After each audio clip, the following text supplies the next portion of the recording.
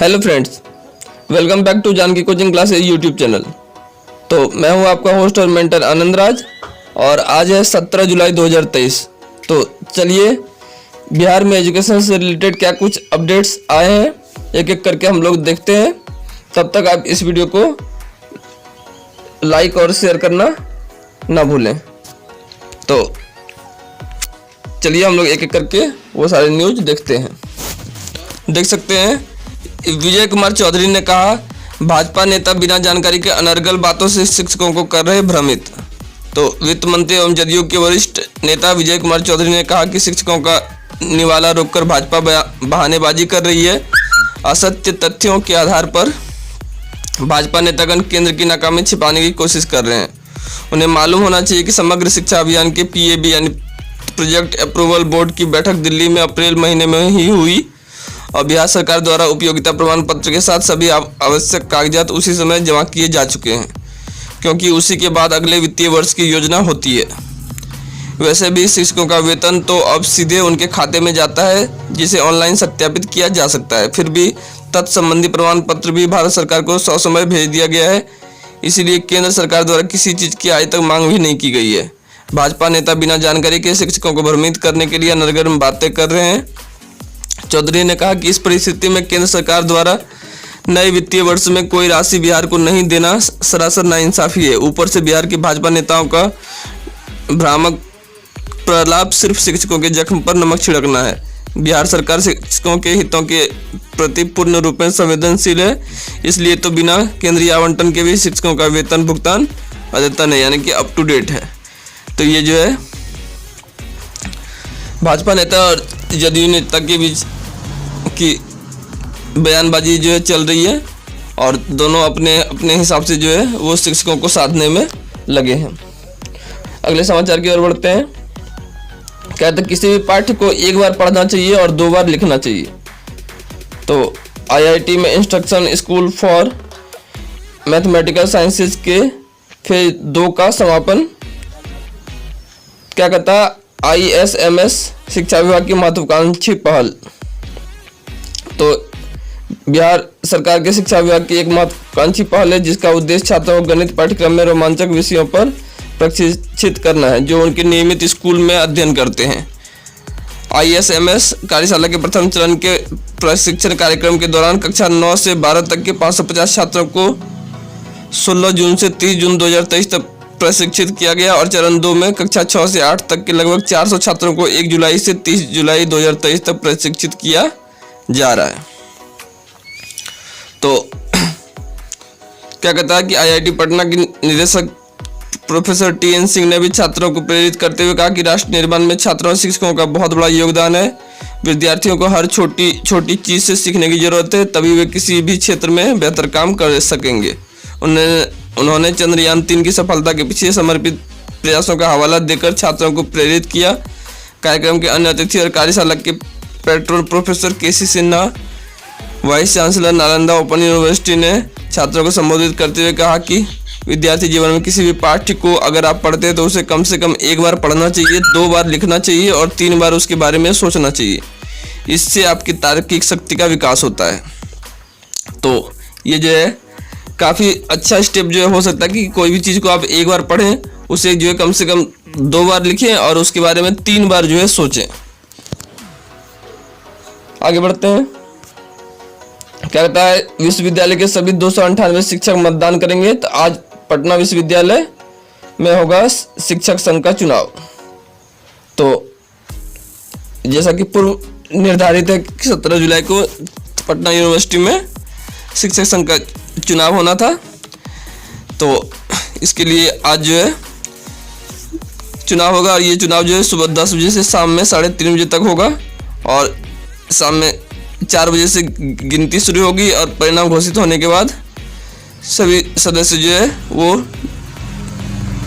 विजयी सदस्यों को तो कुलपति प्रोफेसर गिरीश कुमार चौधरी प्रमाण पत्र वितरित करेंगे। आगे बढ़ते हैं। क्या था नीट UG 2023 MCC ने जारी किया शेड्यूल। 4 राउंड में होगी काउंसलिंग। मेडिकल में सेंट्रल कोटे की 15% सीटों पर दाखिले के लिए रजिस्ट्रेशन बिहार के कॉलेजों में है 2100 सीटें, पहले राउंड में 22 से 26 जुलाई तक चॉइस फिलिंग। तो MBBS, डेंटल और नर्सिंग में सेंट्रल कोटे की 15% सीटों पर दाखिले के लिए काउंसलिंग का शेड्यूल जारी किया गया है।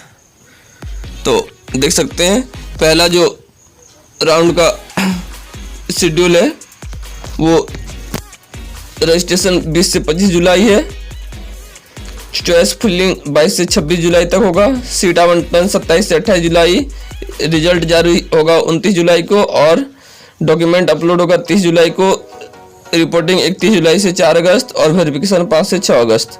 फिर दूसरा जो राउंड का रजिस्ट्रेशन है 9 से 14 अगस्त, चॉइस फिलिंग 10 से 15 अगस्त, सीट अलॉटमेंट 16 से 17 अगस्त, रिजल्ट जारी 18 अगस्त, डॉक्यूमेंट अपलोड होंगे 19 अगस्त को और रिपोर्टिंग है 20 से 28 अगस्त। इस प्रकार से और वेरिफिकेशन 29 से 30 अगस्त। राउंड 3 की जो रजिस्ट्रेशन की डेट है वो 31 अगस्त से 4 सितंबर है, चॉइस फिलिंग है 1 से 5 सितंबर, सीट आवंटन 6 से 7 सितंबर, रिजल्ट 8 सितंबर, दस्तावेज अपलोड होंगे 9 सितंबर, रिपोर्टिंग 10 से 18 सितंबर और वेरिफिकेशन 19 से 20 सितंबर। और स्टे वैकेंसी राउंड, मतलब कोई अगर सीट रह जाता तो सबसे लास्ट में जो है रजिस्ट्रेशन 21 से 23 सितंबर, चॉइस फिलिंग 22 से 24 सितंबर, सीट आवंटन 25 सितंबर, रिजल्ट 26 सितंबर और रिपोर्टिंग 27 से 30 सितंबर तक। और IIT NIT में दाखिले के लिए चौथे राउंड का सीट आवंटन परिणाम जारी। तो यहाँ पर भी एडमिशन लिख सकते हैं और अपना रिजल्ट जो है देख सकते हैं। आगे बढ़ते हैं। क्या कहता है CUET, नॉर्मलाइजेशन के बाद एवरेज मार्क्स के आधार पर मिलेगा दाखिला। तो नेशनल टेस्टिंग एजेंसी की ओर से शनिवार को जारी CUET UG के रिजल्ट को लेकर छात्रों में कई असमंजस सामने आए हैं। इस साल 11 लाख से ज़्यादा छात्रों ने अंडर ग्रेजुएट कोर्स में एडमिशन के लिए परीक्षा दी थी। इनमें से 16,000 से अधिक छात्रों ने किसी न किसी विषय में 100% स्कोर किया है। अपने परसेंटाइल और NTA की नॉर्मलाइजेशन प्रक्रिया को लेकर छात्रों में ज़्यादा असमंजस है। इसे लेकर भास्कर ने विशेषज्ञों से बात की और जाना कि कैसे छात्र और रिजल्ट और एडमिशन की संभावना को समझ सकते हैं। तो क्या कहता है ये जो फॉर्मूला है नॉर्मलाइजेशन का, उसमें होता क्या है? तो क्या कहता है कि नॉर्मलाइजेशन के अगेंस्ट में जो स्कोर छात्रों को प्राप्त हुआ है उसका एवरेज निकाला जाता है। इसी के आधार पर छात्र का स्कोर कार्ड तैयार होता है। इस प्रक्रिया में कई बार छात्रों को उनके परसेंटाइल के अगेंस्ट में जो अंक प्राप्त होते हैं वह घट जाते हैं, लेकिन यह सामान्य प्रक्रिया का हिस्सा है। यह फॉर्मूला अभय जी भट्ट द्वारा प्रस्तावित किया गया है, जिसे NTA फॉलो करता है। इसे normalization of marks in multi session examination कहते हैं।